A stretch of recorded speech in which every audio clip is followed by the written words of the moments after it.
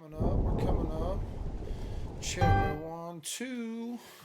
Making sure my stuff's in order. Couldn't remember if this thing was going to work or not, so we're going to go going. So what we're going to do here is this is not going to be fun for anyone who doesn't live in Woodland Park, Colorado. If you don't live in Woodland Park, you're not going to have fun in this live video.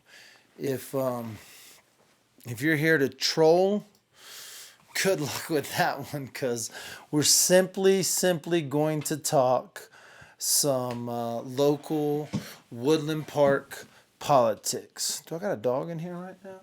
I do have a dog asleep right here on the futon. So tonight, a meeting that I actually didn't even find out about until this morning. So first of all, I didn't find out, and I know pretty much everything going on in town. If something's happening in town that's worth knowing about, most of the time I'm going to know about it. But every once in a while something shows up in town that I may have heard about, I may have seen something about, but it just completely slips my mind. So I message an inside source at the city, super inside source. If there's happenings happening, then these people are going to know about it. And so I messaged an inside source because, I thought, it's been a minute. I've taken a break from going to city council meetings. I'm dealing with these freaking corrupt cops. So I'm like, well, you got to really start at the city council meetings but if you want to deal with the corrupt cops. And so I'm thinking, you know what? I'm going to go to a city council meeting. So I'm messaging my source and I say, hey, when's the next city council meeting? Is that one tonight?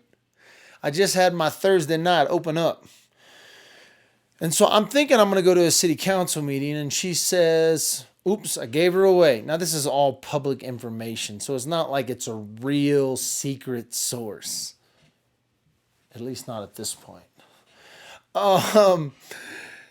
She says, city council is not this week. There is a strategic planning meeting, and there is a planning commission meeting. And so she tells me when these two meetings are, and I'm like, hey, let's go to this strategic planning meeting. It's happening at the Cultural Center. For all you people that follow the underground because of murders, the Cultural Center is where KK parked. There you go. That's about as much murder you're going to get in this live. The rest is going to go super boring, super downhill. So I'm thinking they're having it at the Cultural Center because it's going to be a big meeting. Like it's going to be a lot of people. I was wrong. There were a lot of people from the staff, the Public Works Department. There was basically the head of every department there. Okay, think about it that way. It was like the heads of the departments, right? So you had the Public Works head, you had the planning commissioner, you had the lawyer, you had the city attorney. I guess that's the same thing. You had whoever Ben is. You had Suzanne there. She's the clerk. She might be the deputy city manager, actually. Actually, the assistant deputy city manager is, I think, her title. You had Parks and Rec. You had marketing. You had the city manager. You had you had 5 of the 7 city council members there. Then you had a lot of people that are on boards, like the DDA. There was a DDA representative. This will be, hey, ho, this is how small this town is. For all you murder folks that are still with me. You had Jerry Good, who owns Williams Brothers Furniture, which is the last videotape of Kelsey Barrett. He was there. He's also on the DDA. And then you had Bob Larson, former city council member, former Main Street, former aquatic center rep. You had some planning commission people. You had some water people to my right. Over on the far side was about three citizens. Like when I say three, I mean like there was a homeschool mom. There was a citizen, but also works for the historical society. And then the rest. Now, right here within arm's length, could have reached out and gave him a pat on the back if I wanted to.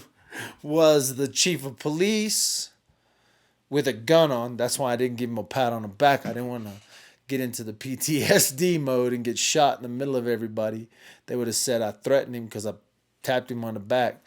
We did have a pleasant exchange of words afterwards, which was funny because I ain't been easy on the police the last few days. I've been pretty hard on the cops.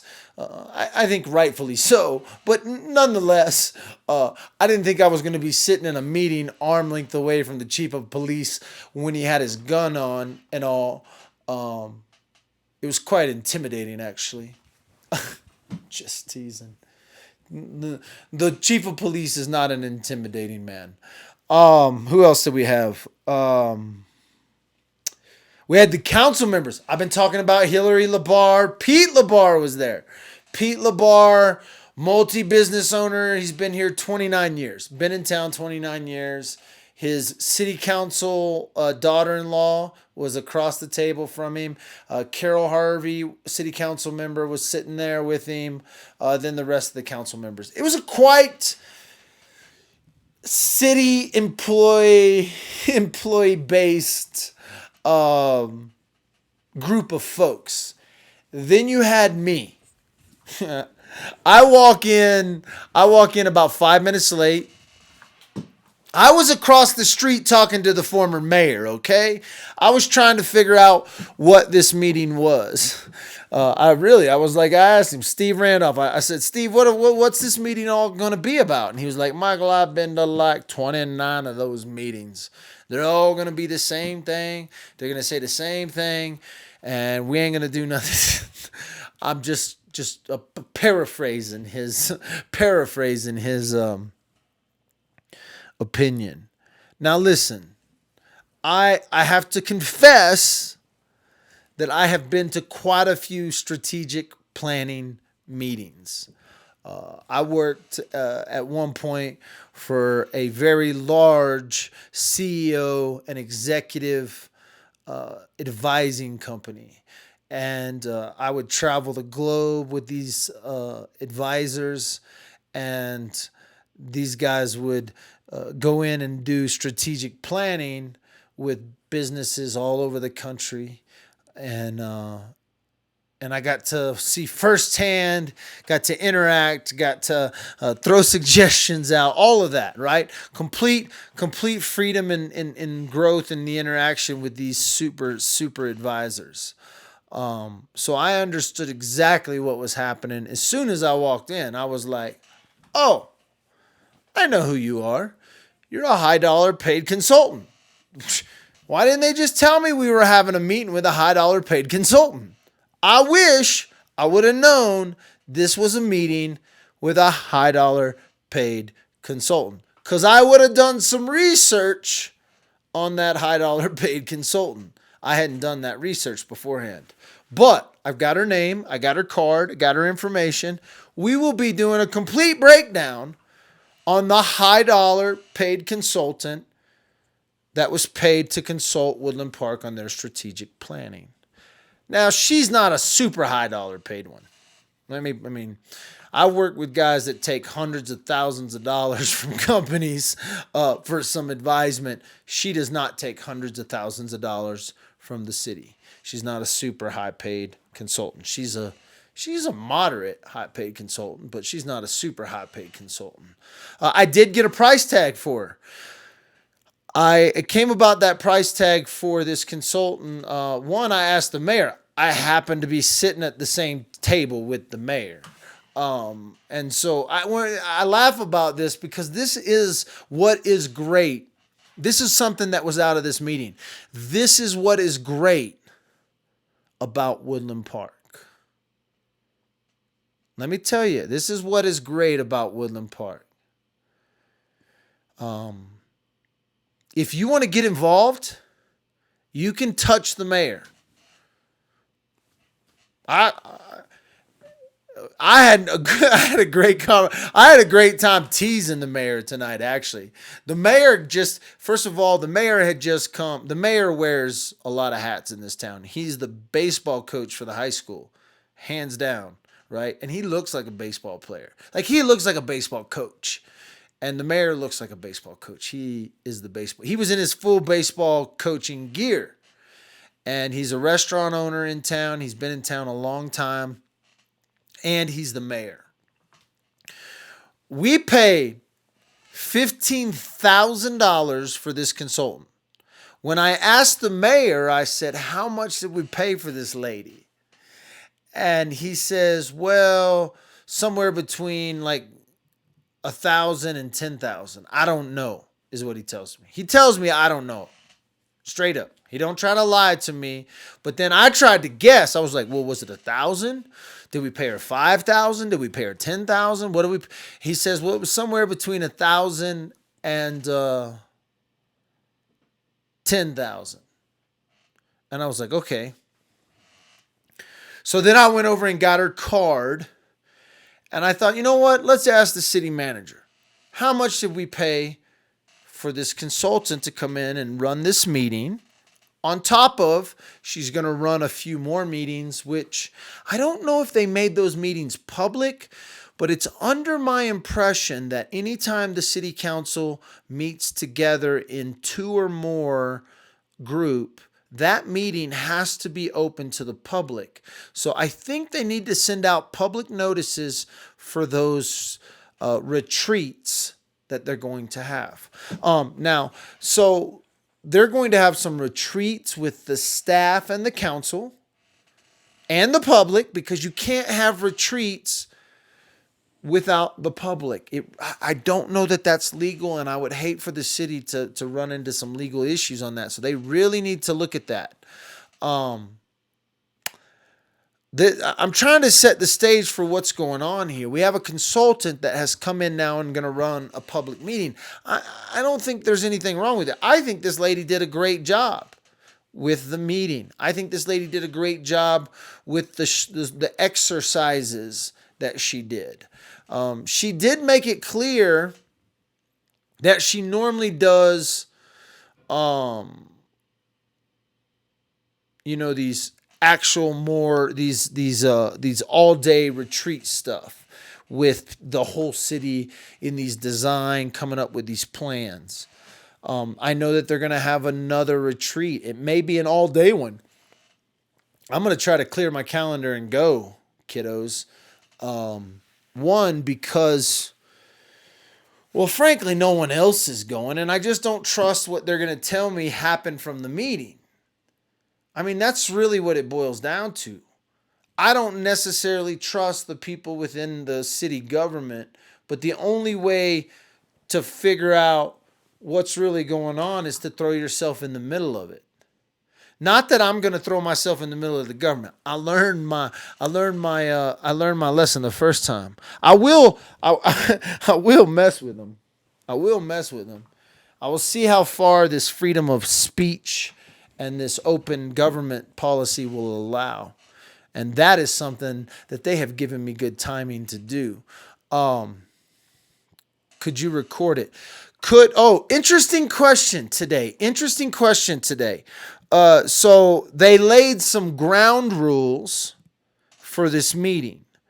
Could I have recorded this meeting? Man, if I would have set my tripod up and put my cell phone on it, there wouldn't have been one person in that room with the balls to tell me not to. I guarantee you that. That damn chief would have never turned around and said a damn word to me. Even if that consultant had said, well, wait a minute, Mr. Dalton, this is against the ground rules of this meeting. the chief would have been like, nope, Mr. Dalton can live stream. I can almost guarantee you. I didn't live stream but a very short portion of that meeting today. You can check out that little live stream on the Woodland Park Underground page, but I didn't do it for a reason. I didn't do it, one, because I think the city was doing some sort of recording with the Movi recorder that they stuck right in front of me, which I thought was funny. I was like, I'm here, right? And I'm going to do a selfie in that video.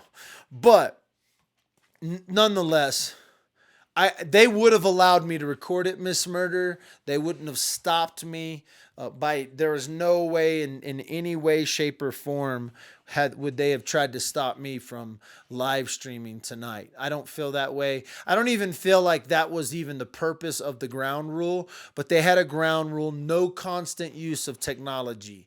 And that was basically put your technology down for a moment and have a conversation with people in your community. The problem for me is it was basically city staff and me. Now that doesn't mean we didn't have a conversation. I still had a conversation with individuals when we got and had meetings. I still did. Like I said, I had a conversation. I sat there and teased the mayor. You know the funny thing about this? So we did a few exercises. Now listen, the mayor wears a lot of hats, like I was saying earlier. Baseball coach, restaurant owner, mayor, right? He comes to this meeting and he's listening. He's making it very, very clear that he's listening. But when participation comes into play, when the $15,000 consultant says, can you come up and put your sticker on the board in what you want to vote? Or can you come, do this? This is how I'm going to build my strategic plan analysis for this great town that you run, Mayor. The mayor's like, I don't want to play. I don't want to go up there and do. I don't blame his ass, by the way. I didn't necessarily. I mean, again, the first thing I came in 3 minutes late, 5 minutes late. The first thing I hear come out of this lady's mouth is, you're going to feel like I'm a third grade teacher. That's what she told us. That's not my words. That is her words. You're going to feel like I'm a third grade teacher. Let me tell you something. No disrespect in any way, shape, or form to teachers. But I don't necessarily want a third grade teacher walking me through a strategic plan for the town that I live in, the town that I love, the town that I want to see grow. No disrespect at all. I don't know her background. I haven't done my research because I didn't even know about this meeting. This lady may hold the keys to the kingdom when it comes to towns and little cities and all that stuff. But I didn't think the speech was the best when you started off with, some of you are going to think I'm like a third grade teacher up here, because that's not true at all. I want you to be the expert. If this town is using taxpayer money, if they're using taxpayer money, but I found out they're probably not using taxpayer money. Not at all. They're using grants, DOLA grants. But the problem is the people who gave the money also told the city who they had to hire. How does that work? I'll give you money to have someone come in and tell you how to run your town, but we're going to tell you who that person is that you have to hire. Do you understand? So they got a grant that had a stipulation from DOLA. If you know anything about DOLA, they give a lot of money around here. I'm not even trying to lie. They're affiliated somehow with the Cripple Creek gold mine. So they're big money folks.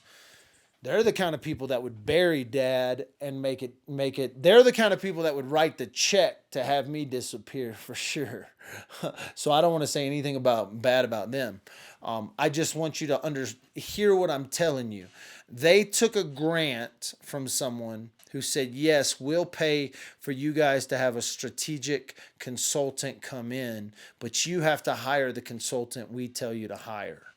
That is my understanding of how we got this whole strategic meeting happening. So when I tell you it was a $15,000 price tag, I don't want you to think that it was a $15,000 price tag on taxpayer money, because it's not. It was grant money from my understanding.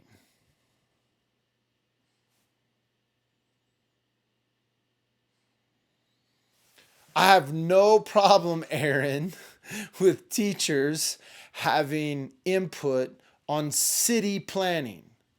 That's what I didn't want you to. This lady's not a teacher, by the way. She used that analogy actually to downgrade teachers.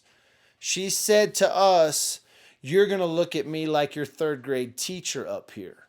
I don't want to look at her like a third grade teacher. I want to look at her like an expert. I want to look at her like an Elon Musk on a Woodland Park budget, right? I want an expert talking to the city people about how to run an effective city. So, Aaron, you can twist and match my words all you want. She called herself that you're going to look at me like a third grade teacher. So she actually downgraded third grade teachers and like used it in a negative term. All I'm saying is I don't want a fifth grade teacher or a high school teacher or a college teacher telling me how to run the Woodland Park or come up with a strategic plan. I actually want someone who can sit back and go, oh yeah, you know that town? Yeah, that was my town for 20 years. Or, you know that town? Yeah, that town was my town for 20 years. Or, you know that town? Yeah, that town was my. That's what I want when someone comes and says, I know how to come up with a strategic plan for a city. I would really like to have that professional strategic city planner. Whether or not that's her, I don't know. All I heard her say is, as a matter of fact, speaking of teachers, if I were to take a survey in Woodland Park, which I probably am never going to do, but I think the state does, I would be interested to see where our schools, our public schools, fall in however they grade schools. Now, listen, I know without a doubt that the way they grade schools is not fair to the teachers. It's not fair to the actual educators. It is simply the system in which we've created. But I heard today at this meeting that we have a good public school system. I have no doubt that we have a public school system here in Woodland Park. Whether or not it's good or not is only answered by the students. And so a lot of people loved growing up going to school here. A lot of people didn't. A lot of parents think the public school system could be way better. A lot of parents think it's just fine. And so the teachers were discussed today. Don't you worry, Aaron. A teacher should be looked at as the biggest badass out there. I don't know. I don't know that that's true. I actually believe the educational system is antiquated. When I say that, my kids learn online from teachers all over the world. Why would I want someone who learned from a book to teach my student the history of China? Why not go on to an online school where a kid can learn from a Chinese professor the history of China or the history of Germany or the history of science for that matter? Why would I want my kid to be taught by a limited pool of people in my community? See, I've said this before, and Aaron, you will probably get upset with me, but for years, professors have held the keys to the gates of knowledge.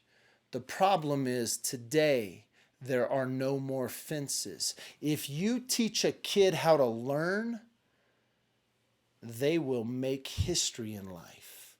What happens today in a lot of our public schools, what happens when regulations tie the hands of educators, is we don't teach kids to learn.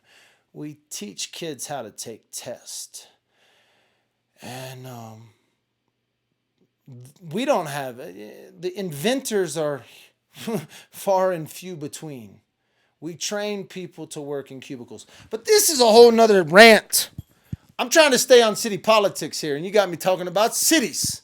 What's up now, Mr. Bobby? Bobby, we're talking city politics of Woodland Park. Today we had a strategic planning meeting for our city, and it was supposed to be open to the public. It was supposed to be a public meeting. It was touted as a public meeting. Man, I know everything going on in this town, and I barely found out about this meeting. I had to dig deep within my textual sources and find out within the city walls that they were having this meeting. Turned out it wasn't really a public meeting, it was a public private meeting. And when I say it was a public private meeting, I mean it was a lot of employees from the city. It was the city council members and like 3 people from the public, probably hand chosen people.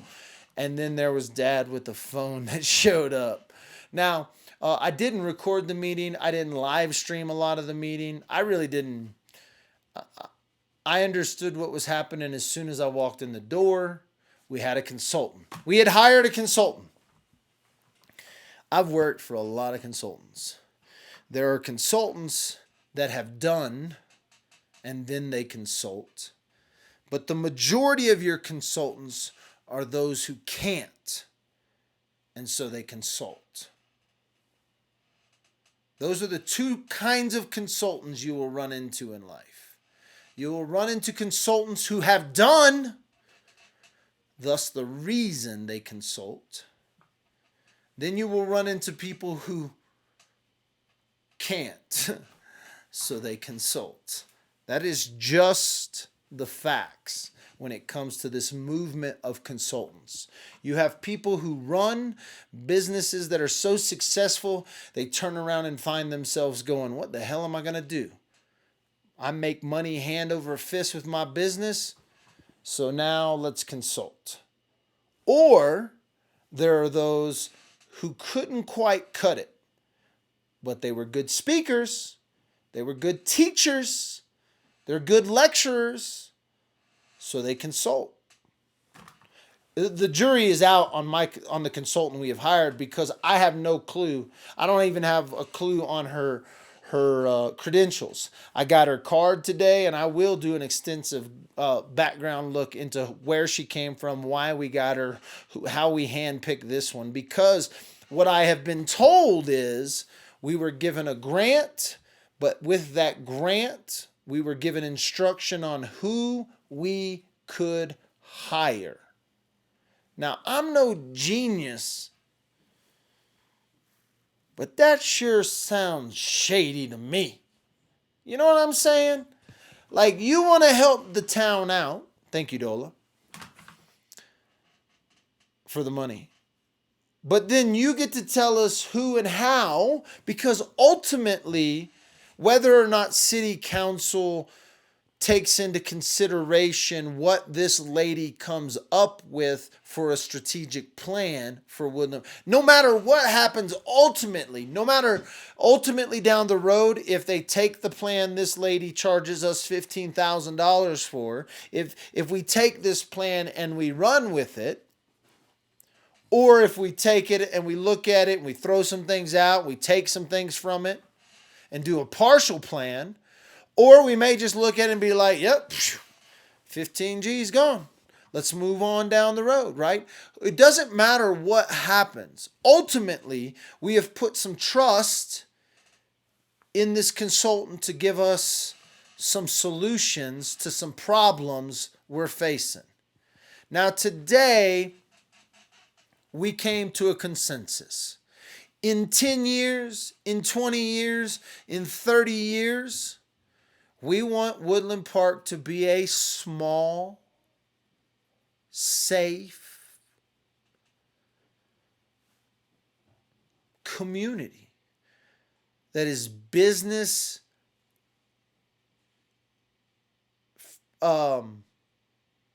viable. In other words, the businesses that we want to be here, we don't want them to be dependent on the people who live here. Think about this. This is what the solution, there's two different things that were talked about when it came to business viability. Retail business is not a viable business. In other words, if the economy drops, retail businesses close. But if there's businesses that manufacture, create, and do some shit, and they do it from right here, but they sell to the world, these are businesses that are not dependent on local market fluctuation. These businesses are not going to close with the downturn of an economy in certain areas. In other words, if the economy had dropped, the businesses with the worldwide market are going to have a lot better chance of surviving. These are the kind of businesses we want to attract to Woodland Park. This is cutting out the restaurant business. People don't understand the restaurant business is about to change. Okay? I'm going to be honest with you. Nobody's going to want to listen to me, especially in this little small community. But for people who are in the know, will know this. Retail's going to die first, then restaurants. And when I say restaurants, I don't mean you're not going to be able to go get food. No. Your food is going to be automated with computers, or it's going to be astronomically expensive. There's a growing number of restaurant chains that are going to astronomical cost. I was just speaking with my sisters that are down in Texas. There's a restaurant in Dallas. I don't even know. Maybe she sent me the name of it. I tried to get the name of it. Let me see if I got the name here. It's a restaurant that is $100 per person, and all they serve is pizza. Think about it like the Brazilian chop houses. There's a couple of these Brazilian chop houses where they walk around and just chop meat on your plate and you turn the flag down. It's a Brazilian barbecue place. A couple of them up in Denver. I don't know if we've got one in the Springs, but I've been to a couple of them around the country. But basically, they come by, they chop your meats right off on your plates. They got a big salad bar, all you can eat salad bar, and then they got all this all you can eat meat that just comes by. Imagine that with a pizza place. People paying $100 a piece to do this for dinner. And then now we have a restaurant. So that's Dallas. We had a restaurant just open up down in Colorado Springs. It's a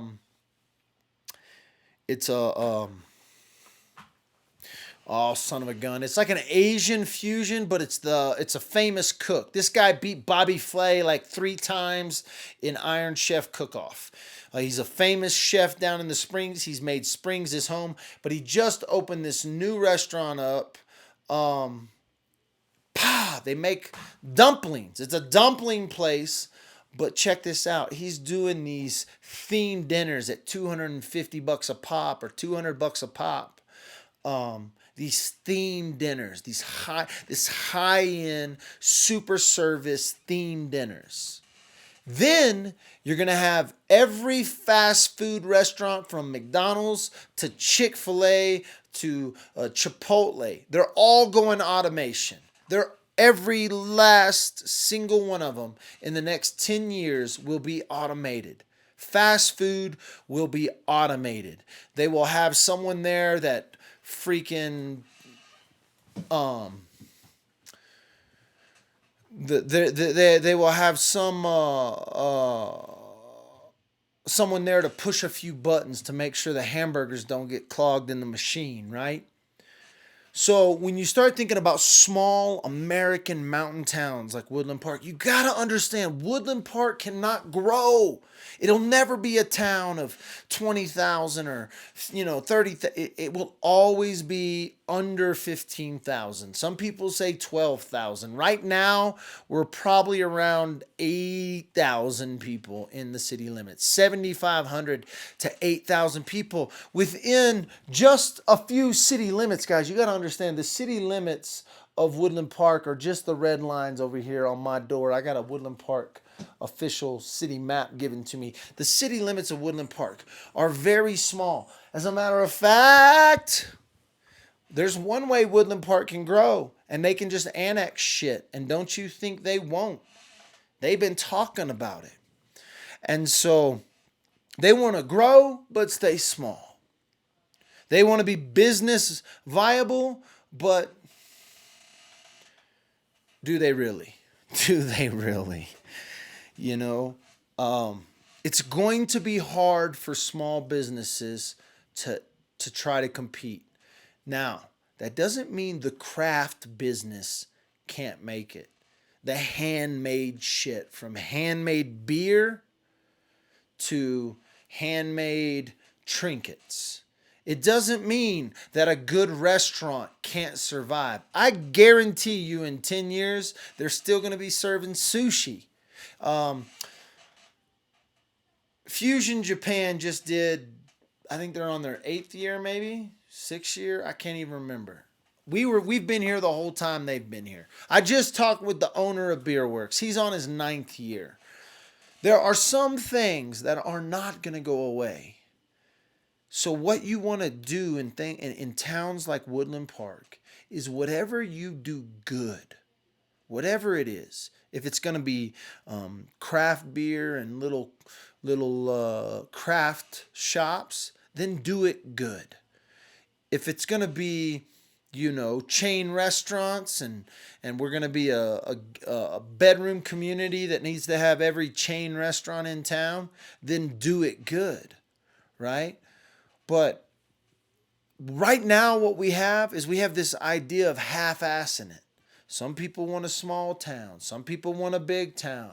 Some people want this. Some people want that. We can do this. We're going to have the budget for this. We're not going to have the budget for this. We're not going to have a budget for that. It's interesting to me the amount of ideas that didn't come out of. It's interesting to me that if you were to change the packaging of Woodland Park, you could boost the economy, and that's the easiest change you can make. But yet, it's funny. Sometimes you just change the packaging in something. Sometimes it's the simplest thing you do that will change an entire town, a company, I'm always driven back to a commercial in the 2013 Super Bowl.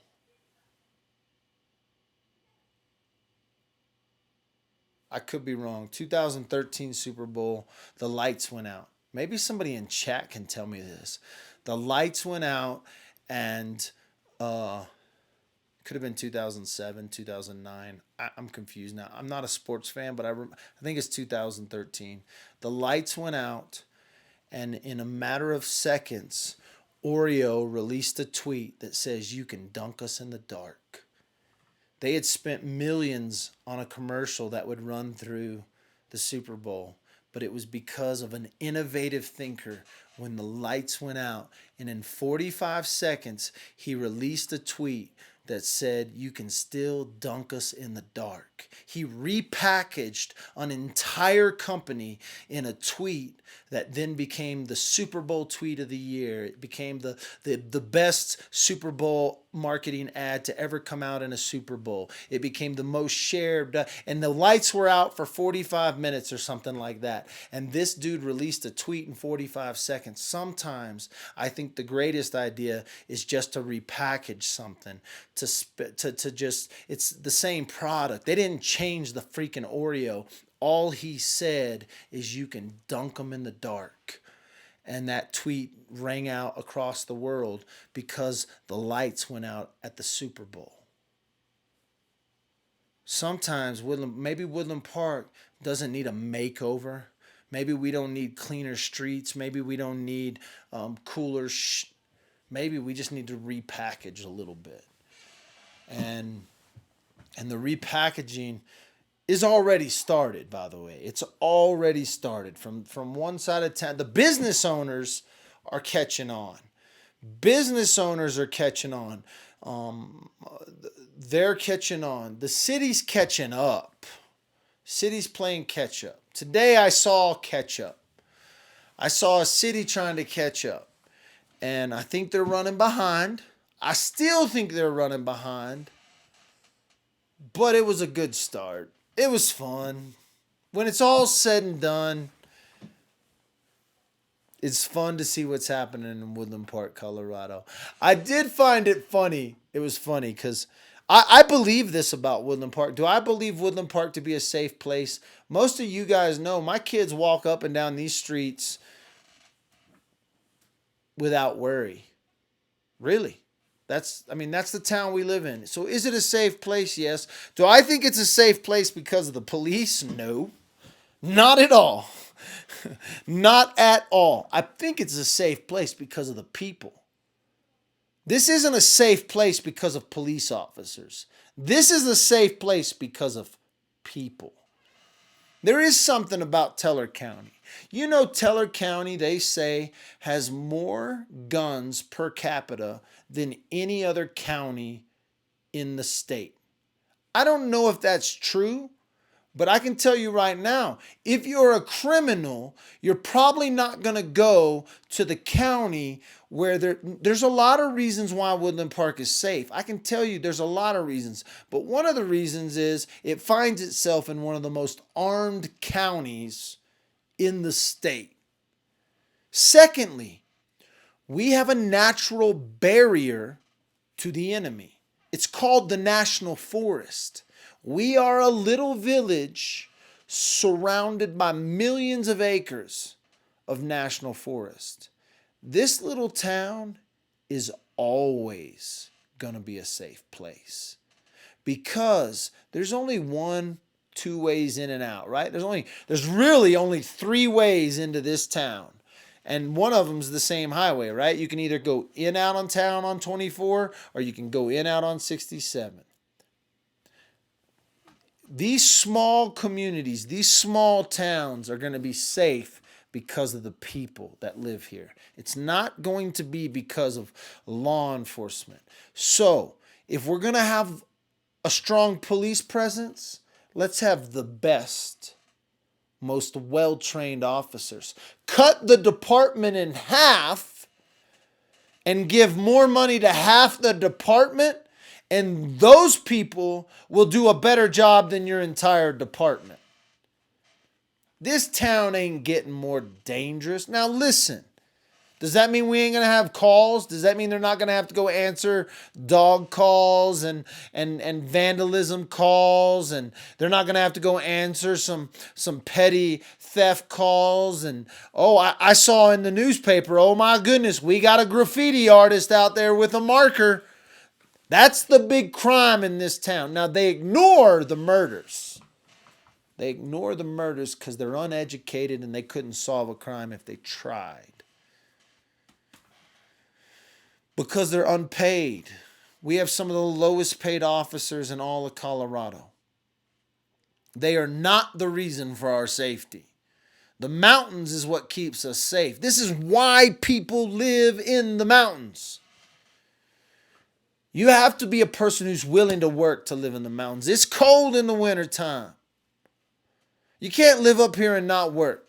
It's not possible. If you live up here and not work, it's because you have a retirement from something.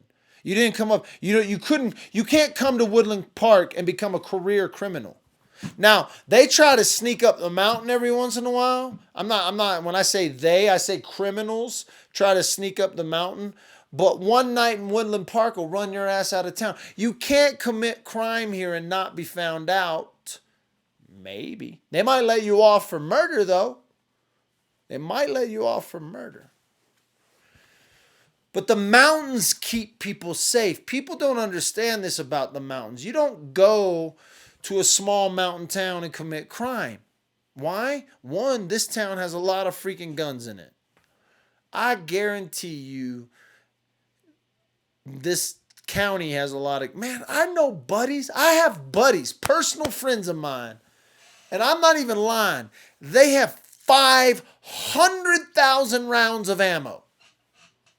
That's some crazy shit when you ask me. If you ask them, it's perfectly logical. And I'm cool with that logic that they have. If you ask me, I'm like, damn, dude. You probably have $250,000 in ammunition if shit hits the fan. I'm like, even if $1 an ammo, that's $500,000 in ammo you have. It's craziness, these people. But there are multiple people around Teller County like that.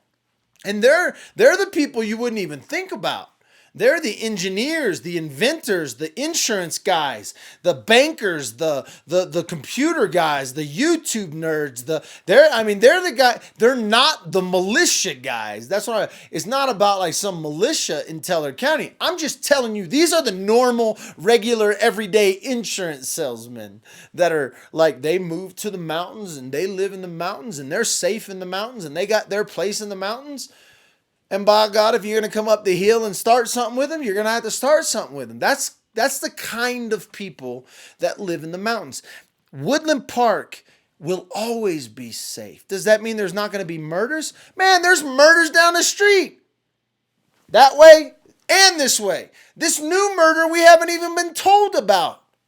So don't kid yourself. My kids walk up and down these blocks and motorcycle and ride all over this town. And I don't even worry, not even a little bit. That is not because we have some kind of strong police force. Let's get that under control before we try to give more power, more money to a law enforcement agency that's not doing very well.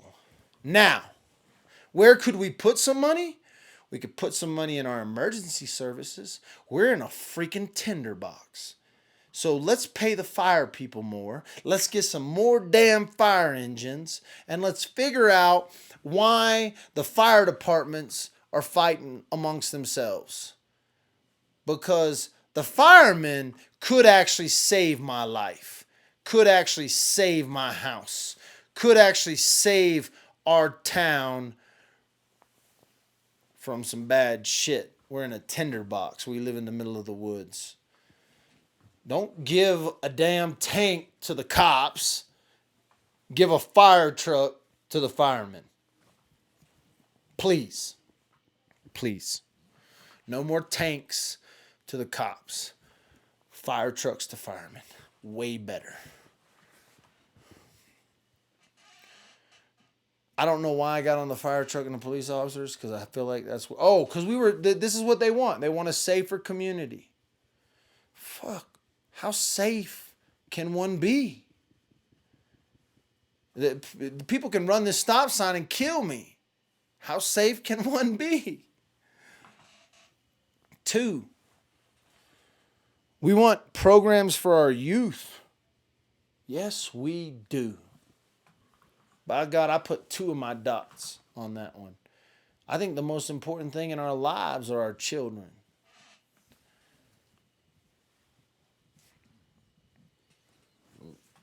They are the history you will tell. Is your children.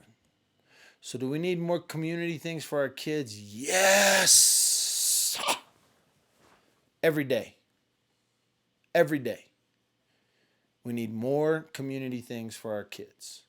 Every day.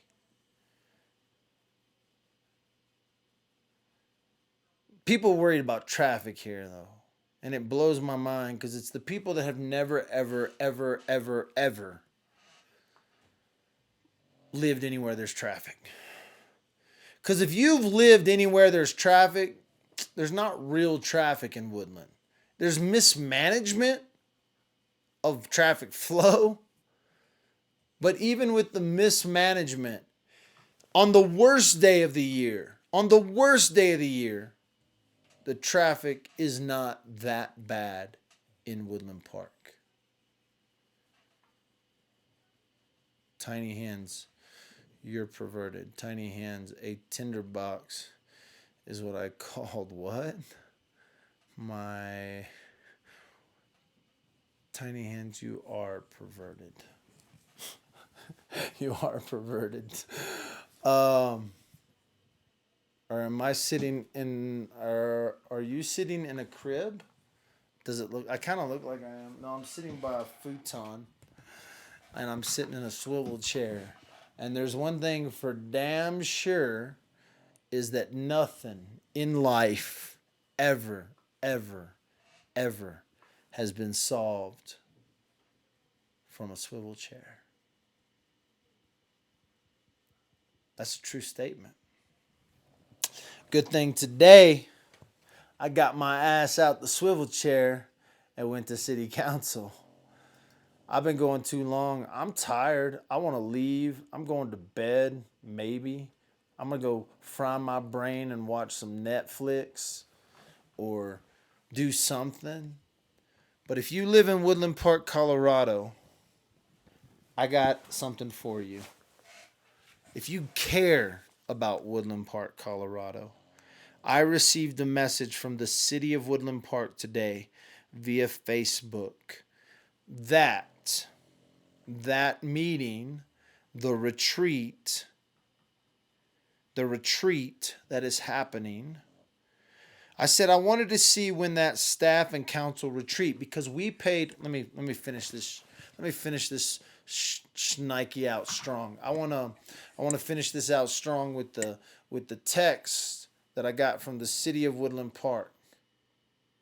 So the next city planning meeting, the next strategic meeting, the next meeting that will happen will be May 20th, beginning at 7 a.m. at the Swiss Chalet. This is the next meeting that our consultant will be at, and the mayor's restaurant is the Swiss Chalet. So I'm thinking breakfast, kids. And this is a public meeting. Now, whether or not this is a public breakfast, I don't know. But this is the message I wrote. Wanted to see when the staff and council retreat was. It is in my understanding that this should be open to the public. So I want to make sure my calendar is clear. Okay? I didn't know it was going to be at the Swiss Chalet. I mean, that's one of the nicer restaurants in town. It's actually owned by the mayor. But if you live in Woodland Park on May 20th at 7 a.m. at the Swiss Chalet, they will be kicking off the staff and council retreat. Now, I do believe that the state constitution or the city ordinances or the council rules state that anytime council gathers outside of executive session, that meeting has to be made open to the public. And so that is the reason I asked that question. Now, they may just kick council out and say, nope, it's going to be a staff retreat. And then that's different.